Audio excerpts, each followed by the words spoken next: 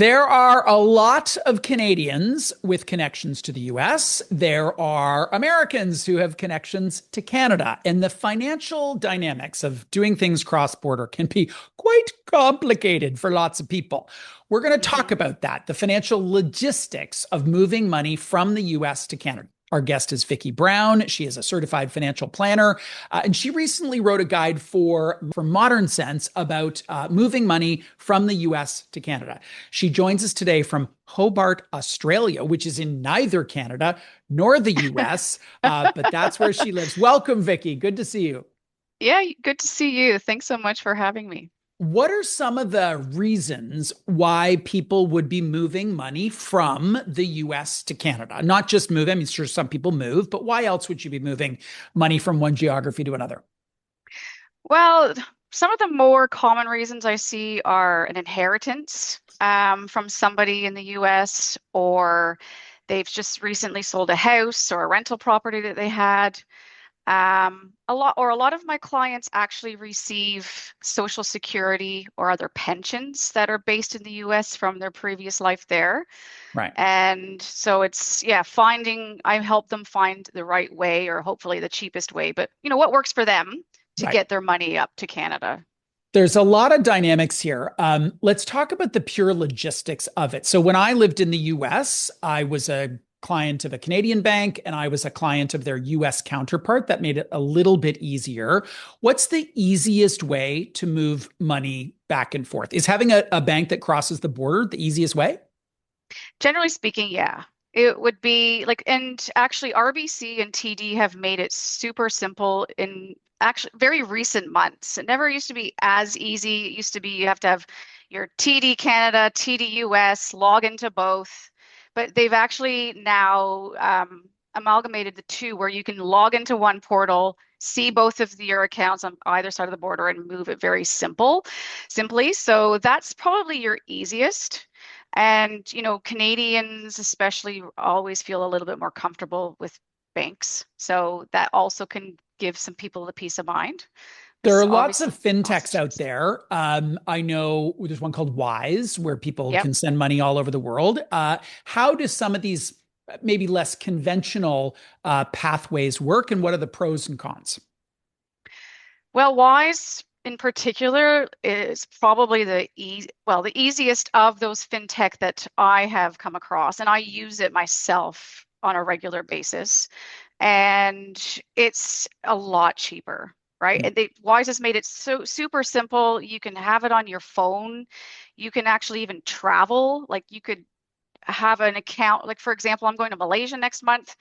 And I've done this in the past, I'm going to open a Malaysia account and then I'm just going to send some money into that account and start tapping in Malaysian ringgits. Okay. So they've made it really simple. There's the OFX, Knightsbridge, even the Vancouver Bullion, they've got online transfers, but they're not quite as easy as Mm. Wise. One of the real variables is currency. What should people know about A, how quickly the foreign exchange can change, and also B, the fees that they might be paying, hidden or transparent, when it comes to moving money across the border? Yeah, it's a good one. You're always going to pay a fee, no matter what. So with the banks, they're going to not be quite so transparent. That fee is going to be built into the rate that you're actually going to see when you convert your US to CAD or vice versa. Um, the other fintech that you mentioned, like OFX, Knightsbridge, again, they build that into their rate, how they make money. Everyone needs to make some money. Whereas Wise is the most transparent. They will do the transaction as close to the mid-market rate as anyone else is going to offer it. And then you can see an actual fee. So it's very transparent as to how much you're actually paying for that currency exchange. You mentioned the scenario in which someone sells a property or there's an inheritance. That could be, in the case of a property, it could be hundreds and hundreds and hundreds of thousands of dollars. So Yeah, a percentage point here or there can make a really, really big exactly. difference. If you're not someone who has a bank that straddles the two borders, how do you move that without losing a chunk?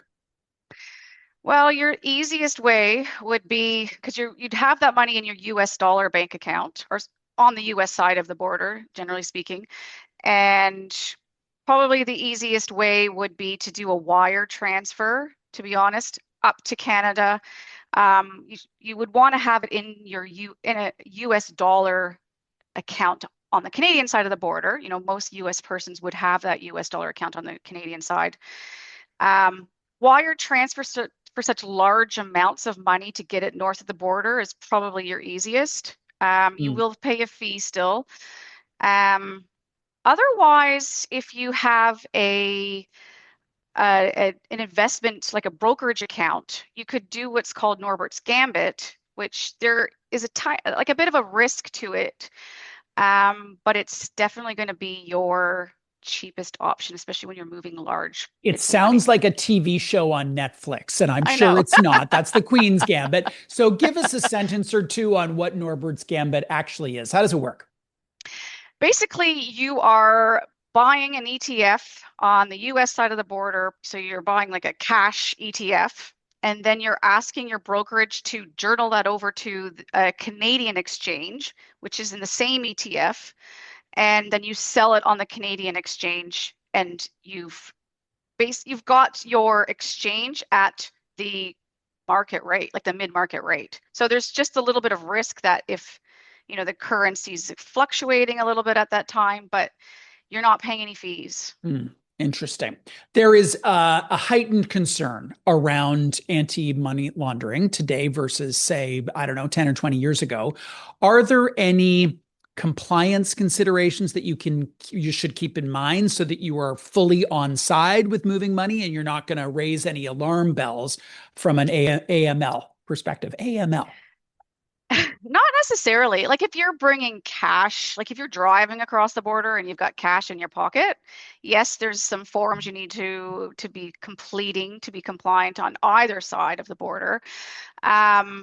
But you know, really the banks do their due diligence when or even Wise, for example, when you're opening those accounts, they do ID checks and the whole lot. So there's not a lot extra that you need to do on your own side of things.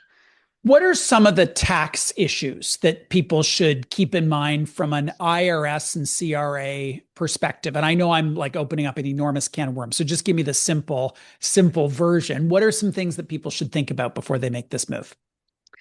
Um, the only tax implication really would be is if a person's if you're selling some investments you have in the US to move that money north of the border, then you may have realized a capital gain to do so. So you're going to have to pay taxes on that capital gain.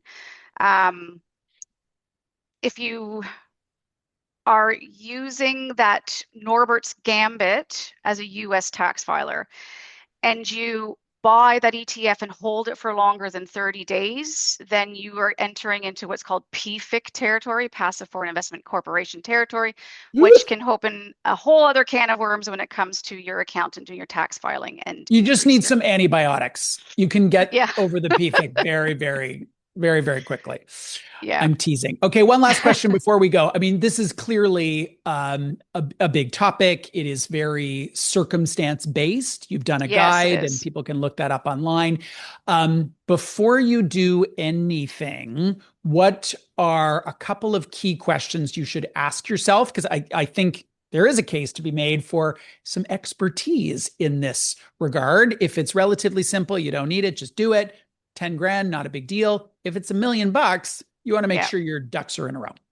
exactly. Yeah. So first of all, like do your research to see what you're going to be charged in the various platforms, OFX, Knightsbridge, you could go to the Vancouver Bullion, etc.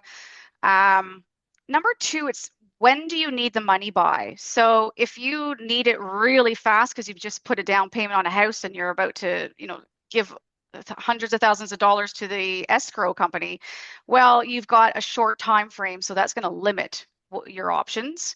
Whereas if you've got more time, you could then, you know, use the Norbert's Gambit, you could use the Knightsbridge, those sorts of options, as well as I would recommend maybe thinking about dollar cost averaging your money when Right. it comes to the currency exchange, we can never time the market right, and that's the same for currency. So if you don't need it really in a really short time frame, maybe consider like, weekly, bi-weekly, whatever it is, to start converting your money to try to average out that exchange rate.